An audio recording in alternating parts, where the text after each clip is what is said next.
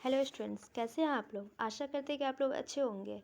आज मैं आपको क्लास 10th के सामाजिक विज्ञान बुक के चैप्टर नंबर फर्स्ट पढ़ाने जा रही हूँ, जो कि राजनीतिक विज्ञान है। मतलब राजनीतिक विज्ञान लोकतांत्रिक में सत्य की साझेदारी, जो फर्स्ट चैप्टर है। आज मैं उसके कुछ ऑब्जेक्टिव क्वेश्चंस कराऊंगी, जो कि बहुत बहुत ज़्यादा इंपॉर्टेंट है।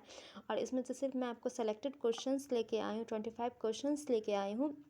सिलेक्टेड क्वेश्चन से ऑब्जेक्टिव, जो कि इसमें से एग्ज़ाम में आपको 1 या 2 क्वेश्चन देखने को मिलेंगे ही मिलेंगे। इससे आपको 2 नंबर फिक्स हो जाएंगे इतने पे, मतलब वीडियोस देखने के बाद। चलिए दोस्तों, क्वेश्चन नंबर फर्स्ट हम लोग स्टार्ट करते टाइम को बिना गवाए हुए। देखिए, दिया हुआ है, भारत में कहाँ औरतों के लिए आरक्षण की व्यवस्था की गई है। बताइए, आप लोग तो पढ़े हुए हैं चैप्टर, आप लोग को अगर पता होंगे तो कमेंट सेक्शन में हमें ज़रूर बताइएगा कि औरतों के लिए कहाँ आरक्षण की व्यवस्था की गई है। ऑप्शन ए दिया हुआ है लोकसभा में, ऑप्शन बी विधानसभा में, ऑप्शन सी मंत्रिमंडल में, ऑप्शन डी पंचायती राज संस्थान में। तो देखिए दोस्तों, और यहाँ जो आंसर होंगे वो होंगे पंचायती राज संस्थान से। यहाँ पे सिर्फ जो है ना एक सीट है जो औरतों के लिए आरक्षण किया गया, बाकी लोकसभा में नहीं है, ना ही मंत्रिमंडल में है, ना ही राज्यसभा में। कहीं भी जो है मतलब कि ऐसे कोई प्रावधान नहीं जो महिलाओं के लिए आरक्षण रहे। नेक्स्ट क्वेश्चन देखिए फ्रेंड्स, स्टूडेंट्स आप लोग तो पढ़े हुए हैं। चलिए नेक्स्ट क्वेश्चन में हम लोग जल्दी से आगे बढ़ते हैं। देखिए क्या लिखा हुआ है, भारत में वर्तमान में कितने प्रतिशत महिलाओं को संसद में प्रतिनिधित्व प्राप्त है। Option A 20.2, option B 10.86, option C 19.06% या फिर ऑप्शन डी 11.7%। देखिए दोस्तों, यहाँ पे जो आंसर होगा वो होगा 10.86। यहाँ पे राज्यसभा में है 10.86 और लोकसभा में है 14.36%। देखिए हम बता रहे हैं 10.86 तो हो गया राज्यसभा में, और लोकसभा में जो है वो 14.36% जो है ये मतलब कि संसद में महिलाओं के लिए प्रतिनिधित्व प्राप्त है, ये मतलब आरक्षित है।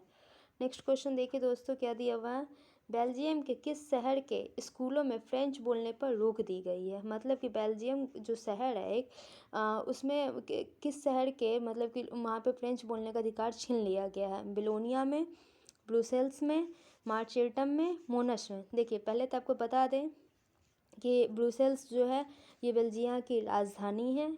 बेल्जिया की राजधानी क्या है, ब्रुसेल्स है। और यहाँ पे जो है ना उसी के बगल में एक शहर पड़ता है मार्चेल्टम। मार्चेल्टम जो है बेल्जियम के बगल में ही एक शहर है। वहाँ पे जो है फ्रेंच बोलने का मतलब अनुमति नहीं है। यहाँ पे सिर्फ और सिर्फ फ्लेमिश बोल सकते हैं। फ्लेमिश वो भी 59% लोग फ्लेमिश बोलते हैं। और देखिए फिर 40% लोग जो है ब्लोसनिया बोलते हैं, ब्लोनिया। और डच लोग जो है, डच जो है सिर्फ 1% लोग बोलते हैं डच भाषा वहाँ पे, लेकिन उस चीज़ की अब रोक लगा दी गई हुई है।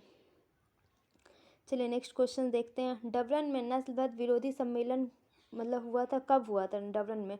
देखिए पहले ये जानते हैं कि ये नस्लवाद विरोधी सम्मेलन होता क्या और किन के बीच हुआ था। तो ये हुआ था दक्षिण अफ्रीका के शहर डरबन में हुई थी।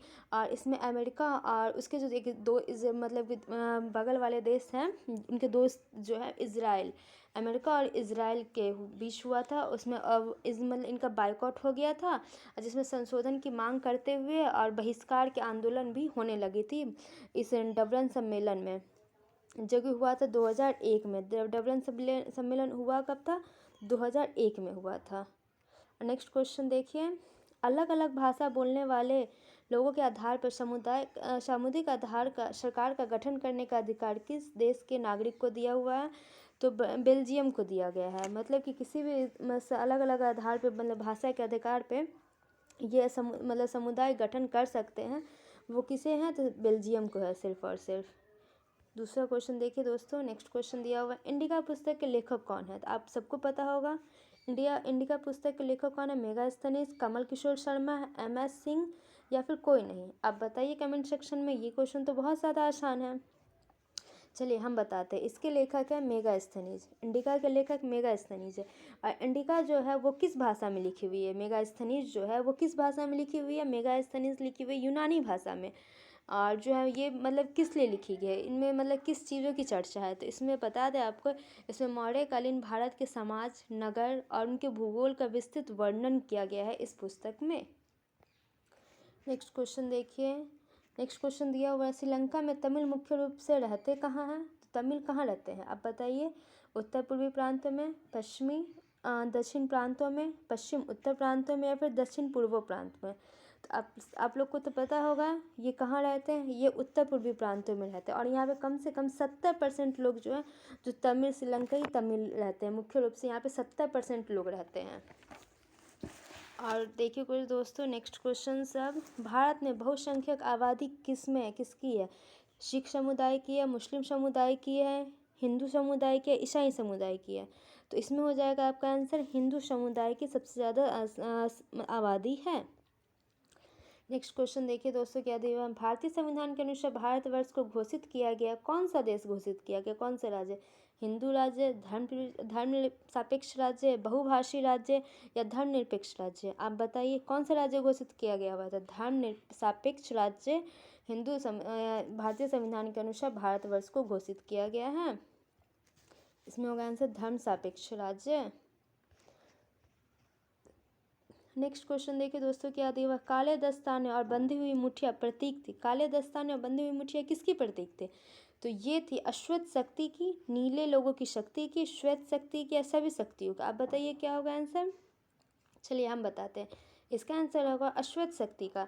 और ये कब हुआ था? ये 1966 ईस्वी में हुए अश्वेत में अमेरिका में ये आंदोलन हुआ था, अश्वेत नामक आंदोलन हुआ, जिसमें काले दस्ताने में बंधी हुई मूर्तियाँ अश्वत्थ शक्ति का परिचालक मिली थी। नेक्स्ट क्वेश्चन देखिए दोस्तों क्या दिया हुआ, अमेरिका में अश्वत्थ शक्ति आंदोलन उग्र रूप से कब उभरा? मतलब देखिए अभी तो जस्ट बताए हैं उग्र रूप से कब उभरा था, वही क्वेश्चन दोबारा से देख रहे हैं, कितने इंपॉर्टेंट क्वेश्चन है ये आपके लिए। चलिए ये होगा क्या, अब तो आप बता दीजिए, आपको तो पता ही होंगे, ये होंगे 1966 में ये अश्वत्थ शक्ति आंदोलन उभरे हुए थे, उग्र रूप से उभरे थे।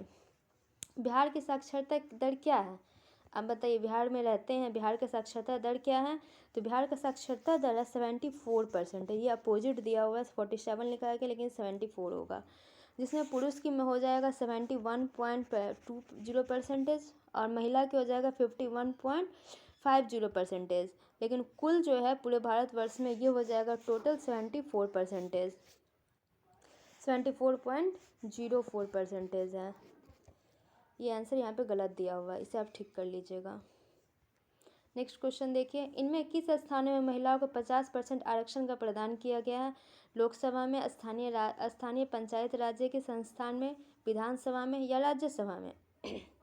इसका आंसर होगा दोस्तों स्थानीय पंचायती राज संस्थान में।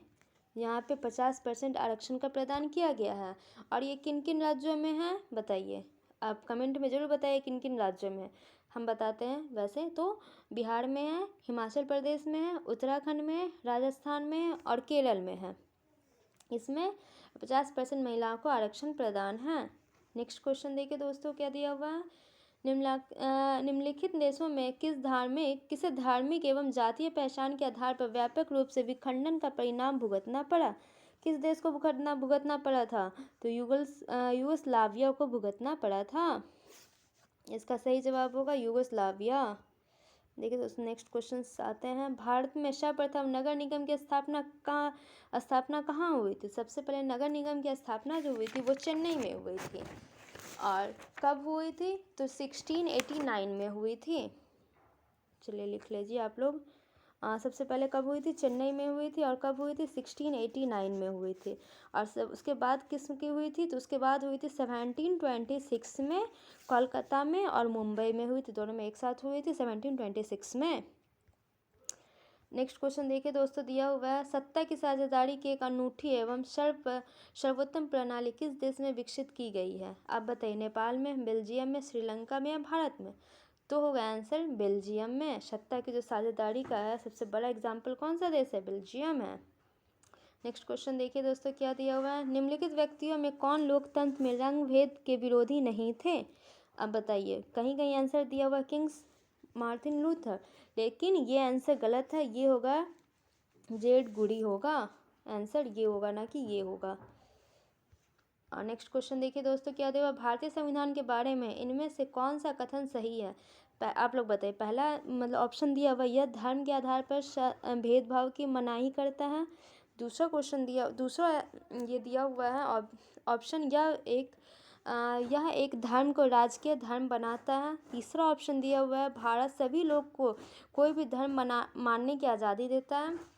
और चौथा ऑप्शन दिया, किसी धार्मिक समुदाय में सभी नागरिकों को बराबरी का अधिकार देता है। आप बताइए आंसर क्या होंगे कमेंट सेक्शन में। चलिए हम बताते हैं, ये होंगे सभी लोगों को कोई भी धर्म मानने की आज़ादी देता है। हमारा भारतीय संविधान जो है हमें ये नहीं कहता है जो आप हिंदू का हैं तो हिंदू धर्म मानिए, आप मतलब इस जाति की पूजा की जो आप बोलते हैं तो आपको जो धर्म मानना आप मान सकते हैं, ये भारतीय संविधान में लिखा हुआ है।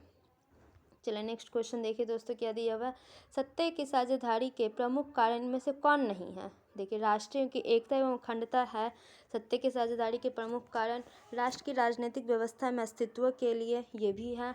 अधिक से अधिक लोगों तथा समूह के सत्ता में जोड़ने के लिए ये नहीं है। ये तो हो गया गलत बात, इतना ज़्यादा इंसान को नहीं करना चाहिए था।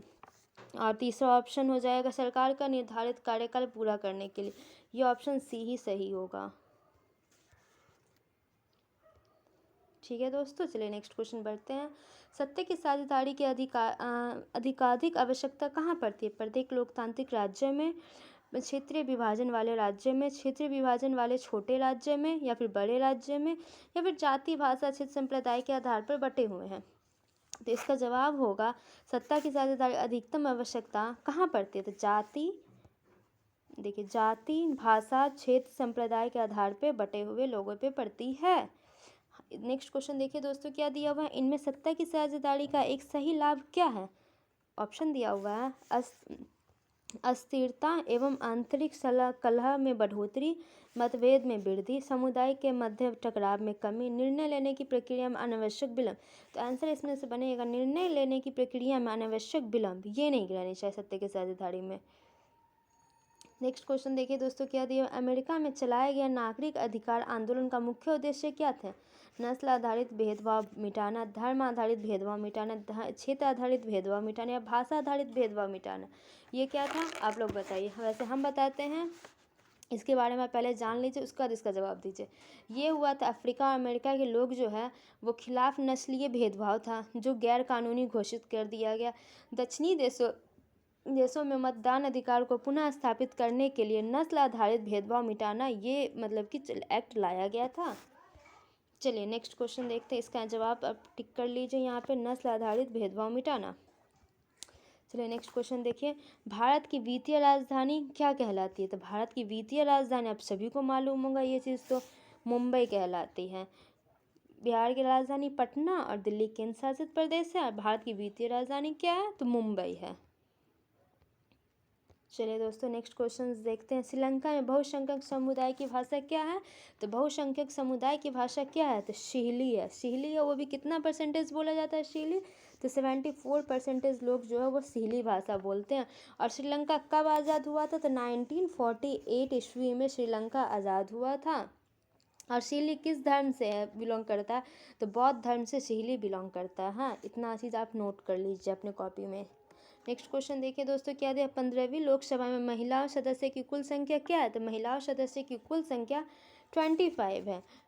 25 के इसमें है राज्यसभा में, और लोकसभा में 78 है, जो कि थोड़ा मतलब मिस्टेक कर दिया गया है। और लोकसभा में होगा 78 और राज्यसभा में होगा 25, ये आप ठीक कर लीजिएगा दोस्तों। थैंक यू दोस्तों, अगर मेरा वीडियो आप लोग को अगर अच्छा लगे तो हमें कमेंट करिए, शेयर कीजिए हमारे वीडियो को ज़्यादा से ज़्यादा, और लाइक कीजिए। Thank you.